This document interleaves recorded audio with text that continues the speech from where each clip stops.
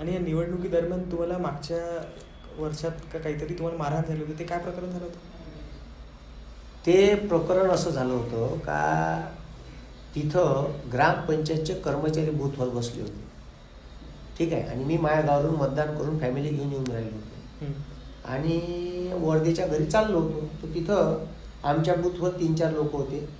ते सांगून राहिले होते का सर तिथं ग्रामपंचायतचे कर्मचारी बसले, कर्मचाऱ्याला बसता येत नाही तिथे बूथवर, आणि बाकायदा लॅपटॉप घेऊन बसले होते, ठीक आहे. आणि तिथं अशी काही परवानगी नसताना, ठीक आहे, ते सरळ, ठीक आहे, लोकायले म्हणजे मत डायव्हर्ट करण्याचा प्रयत्न करत होते. म्हणून तर ग्रामपंचायतचा कर्मचारी होतो, विचारायला गेलो तर तिथं ग्रामपंचायतचा जो उपसरपंच आहे त्यानं डायरेक्टच काहीच न करता डायरेक्ट हमला केला. डायरेक्टच बोल नाही, चाल नाही, एकही शब्द नाही, डायरेक्ट धावून आला.